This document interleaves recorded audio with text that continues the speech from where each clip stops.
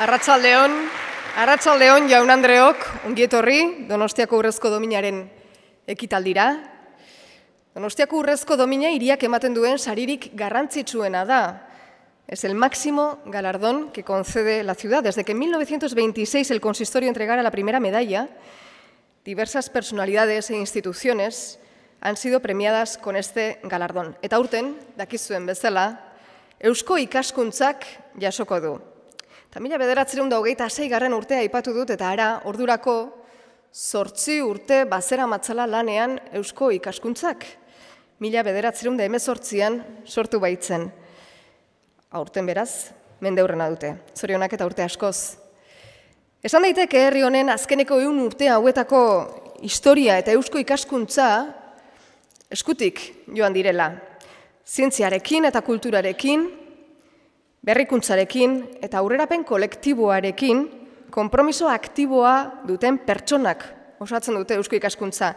Euskal Autonomia Erkidegoan, Nafarroako Foru Erkidegoan eta Ipar Euskal Herrian ofizialki edatua dagoen diziplinarteko zientzia erakunde bakarra da. Orain, hemen, Eusko Ikaskuntzaren lana aitortu nahi du Donostiak. Urrezko Dominaren emate ekitaldi honetan.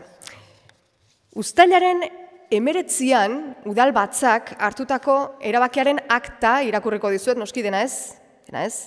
Baina bai zatitxo bat, eta horrela dio. Eusko Ikaskuntzak, euskal kulturari egindako ekarpena eta kultura unibertsala, euskal herrira hurbiltzeko egindako lana izugarria izan da mende osoan zehar, gaurko Euskal Herria ulertzeko oinarri sendoak ezarri izan ditu Eusko Ikaskuntzak urte hauetan guztietan. Zeregin horretan, Donostiako hiria eta Donostiako herritar asko bidelagun izan ditu. Donostiako udal hasieratik izan da bazkide eta ekimen asko hartu eta babestu ditu hirian bertan. Gure herriaren historia kulturalean, mugarri izan diren gertaera askoren eragile izan da Eusko Ikaskuntza. Eta horien lekuko paregabe izan dira Donostia eta donostiarrak. Hori guztia kontuan izanik, eta hiriaren aitortza berezi hori egiteko behar adina zio baduela, eta era berean erakunde honek mendeurrena ere baduela aurten ikusirik, hauxe da udal batzari egindako proposamena.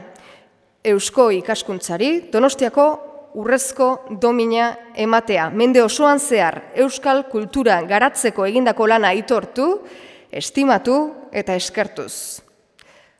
Bozketaren emaitza onartua aho batez.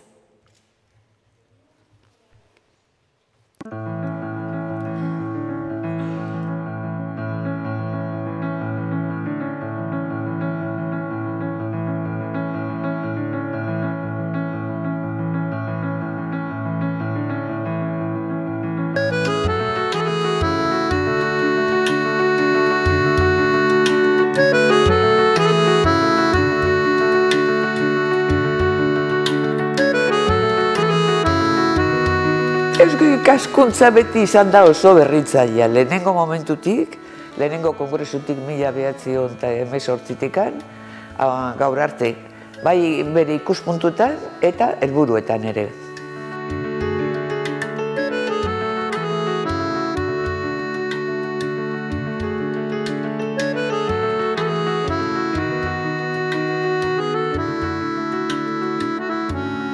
Es una sociedad que ha sabido promover el trabajo en equipo a través de la academia y de las instituciones y de la sociedad civil.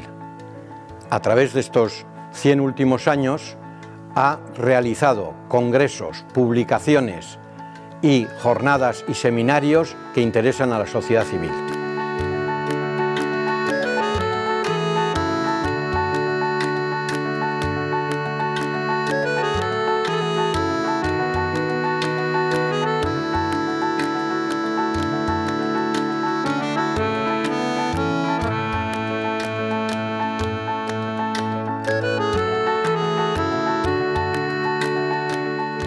Ikerketa, hausnarketa eta hauen gizarteratzea gakoak izan dira Eusko Ikaskuntzaren ibilbidean. Bere sorreratik Euskal Herriak zituen erronkei erantzun aurrekoiak ematen saiatu da Eusko Ikaskuntza. 2018an, bere mendurrenaren urtean, azken 3 urte hauetan egindako hausnarketen emaitzek bizirik eta indartsua den erakunde bat erakutsi digute. 21. mendeko erronkei aurre egiteko prest dagoena.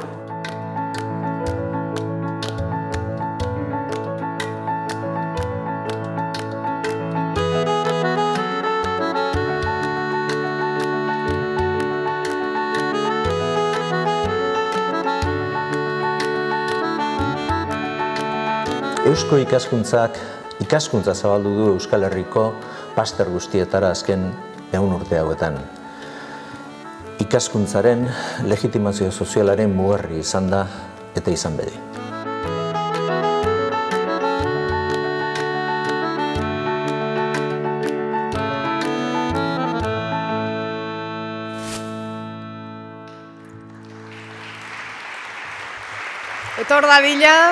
Etor dadila Donostiako alkate jauna, Eneko Goia.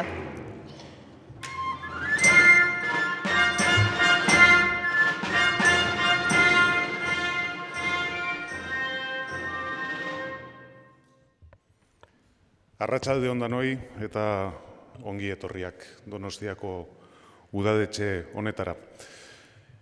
19. mendearen amaieran eta 20. mendearen lehen urtetan nabarmena zen euskara eta euskal kultura suspertzeko ahalegina.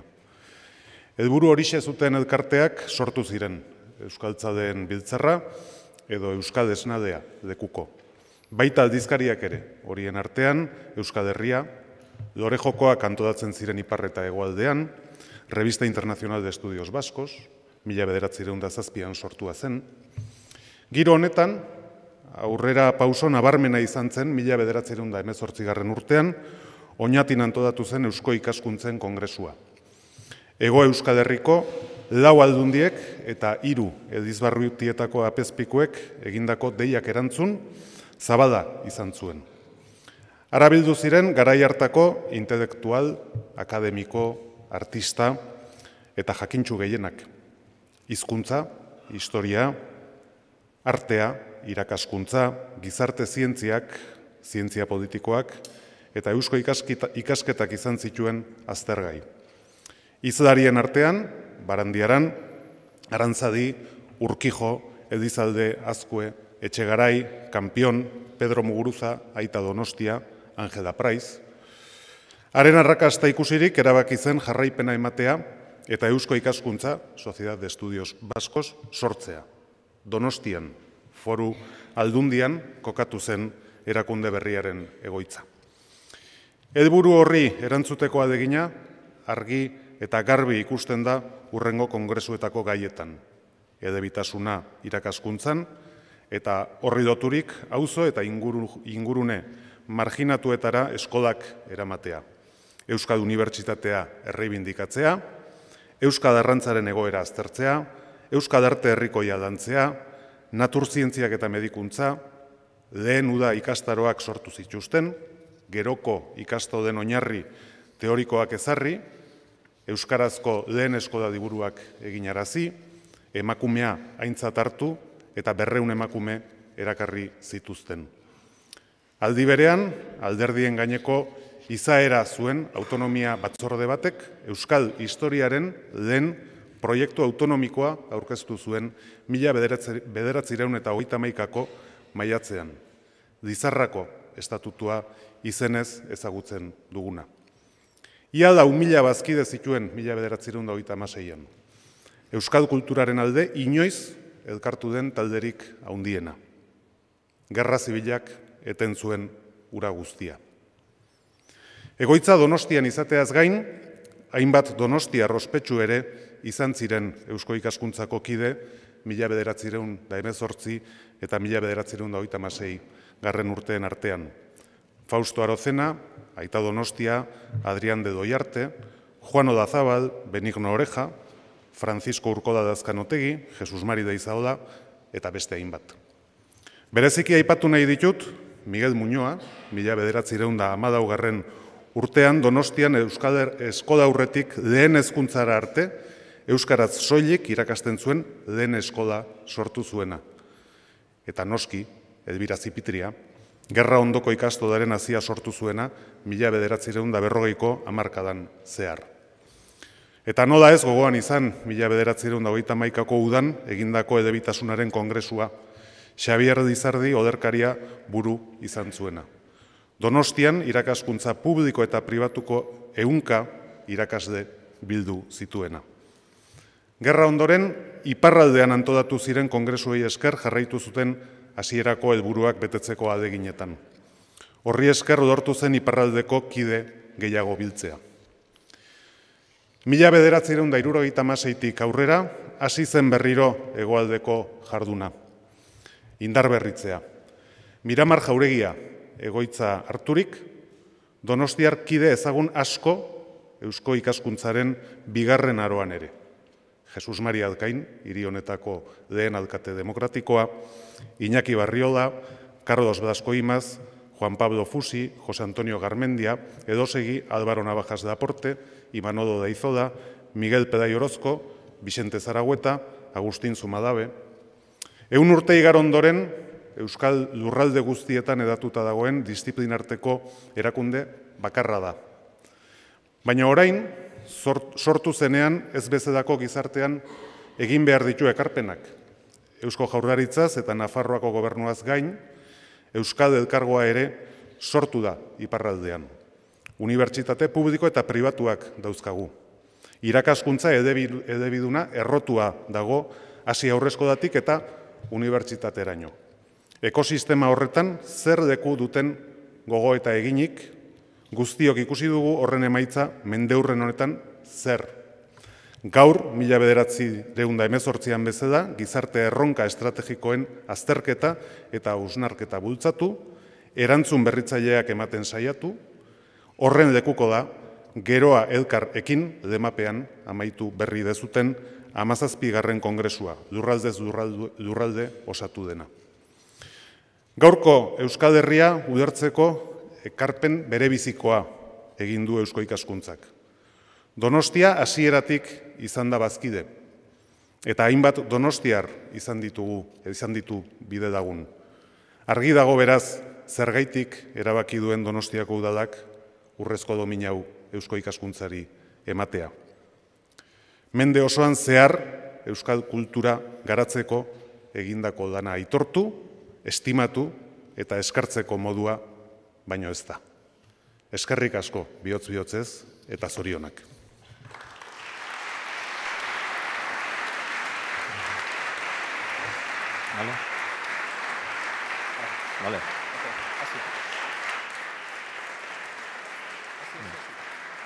Gaur arro egon leike Donosti, ta berdin Euskal Herria, zerbait omen du beharrote den, hori da gaurko berria. Hainbat urtetan bera izan da, sostenguta oinarria, gaur horregatik plenoaretoa, dotore dago jarria, arratsaldeon arrezazue, gure ongi etorria.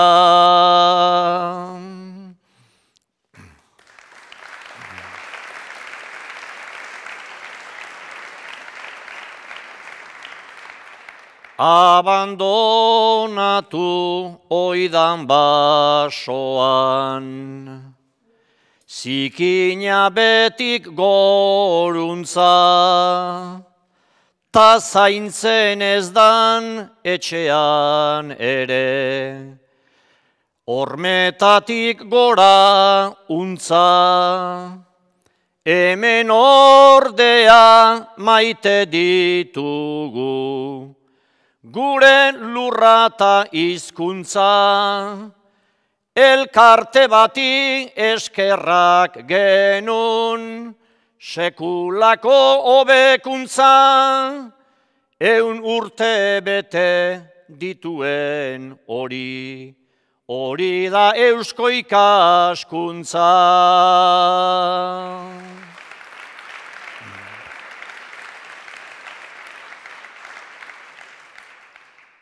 Bizkai, Gipuzko eta Araba, Nafarroakin lauzati,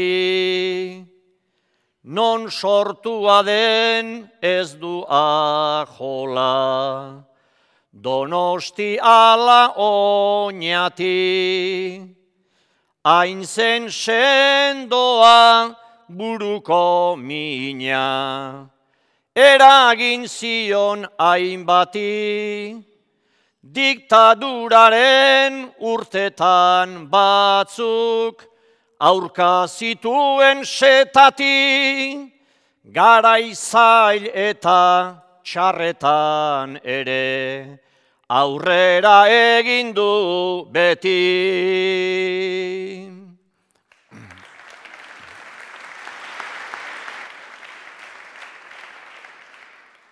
Orain 100 urte jaso zenuen, Euskal Zalen baiezkoa,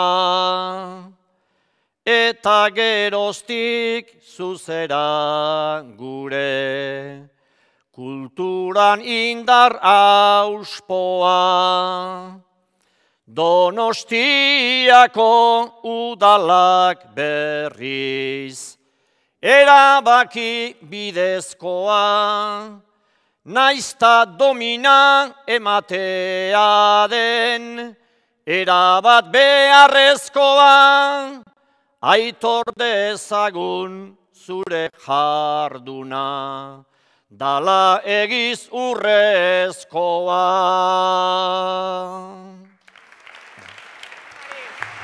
Mari Peñagarikano, eskerrik asko, bertso ederroi egotatzeagatik, eskerrik asko. Eta orain bai, orain etor dadila urrezko domina jasotzera, Eusko Ikaskuntzako lehendakaria Iñaki Dorronsoro jauna.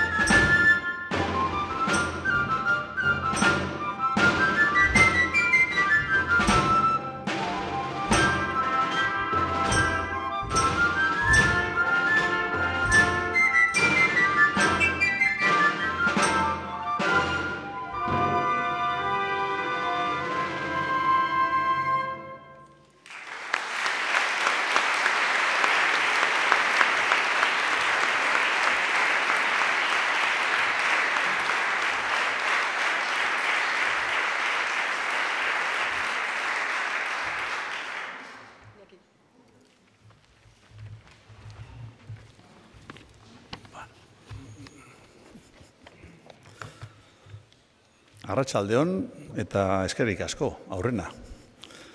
Alkaute jaunari eta jakina udalbatza osatzen duzuen kideoi eta aho batez izan baitzen Eusko Ikaskuntzari saria esleitzearen zuen erabakia.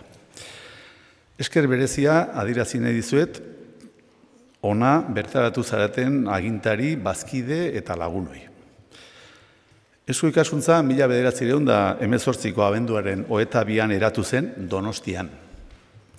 Euskal Herri osoko ordezkariek osatzen zuten batzorde iraunkorrak aho batez erabaki zuen kokatzea Eusko Ikaskuntzaren egoitza nagusia Donostian. Eta bitxikeri bat, Nafarroko bazkidek hori proposatu zuten Donostia zentralitatea handiko hiri bat zelako. Logistika arrazoi batzuegatik. Donosti kokatzea pentsatu zuten. 1918an bazkide sortzaile izatea erabaki zuen lehen instituzioetako bat izan zen Donostiako udala alkate jaunak esan duen bezala. Eusko Ikaskuntzak Euskararen Akademia sortzeko bultzada eman zuen.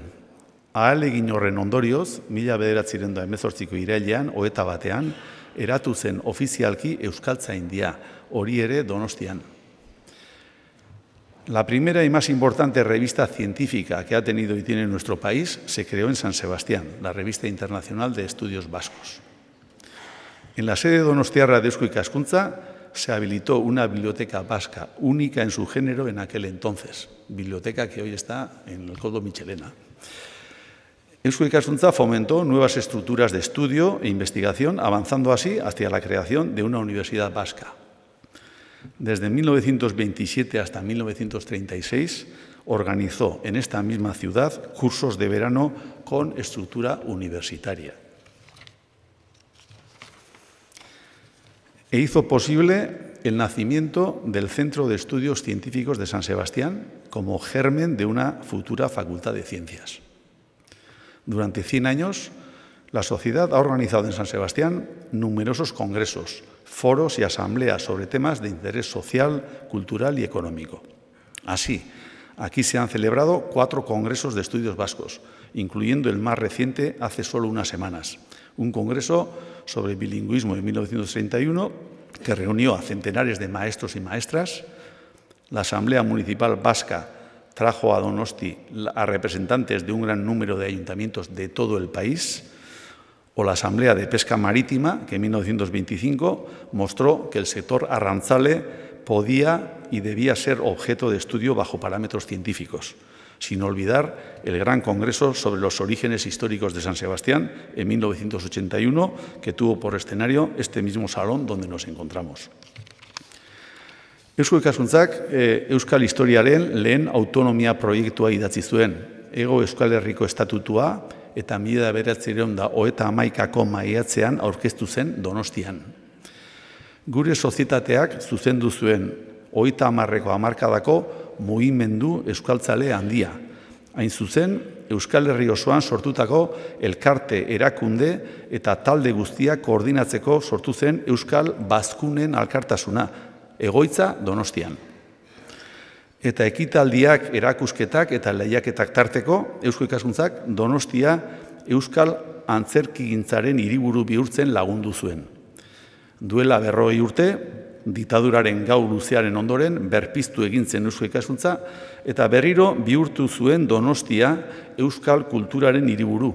Kongresuak, ekitaldi akademikoak eta kultur ekitaldiak, azpiegitura berriak, ezagutzaren zerbitzuan eta ikerketa proiektuak garatu zituen.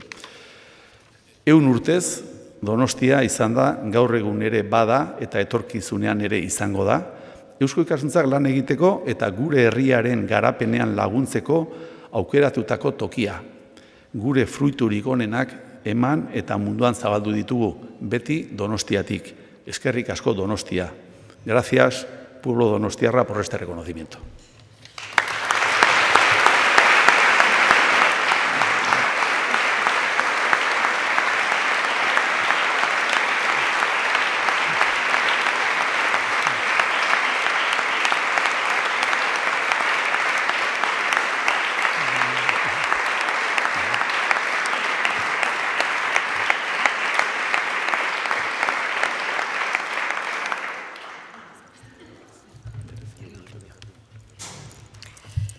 Bueno, Donostiak emandako urrezko dominarekin aitortua geratzen da Eusko ikaskuntzaren historia eta lana. Eta honen bestez, bukatu eginen dugu. Ez edo nola, Ez edo zein modutara ez. Agurtu eginen zaituztegu, agur jaunak kantatuz, Donostiako Orfeoiarekin. Eskerrik asko denei, etortzeagatik, geroko patxo bat hartu dezakezue. Eta hurren arte izan ongi.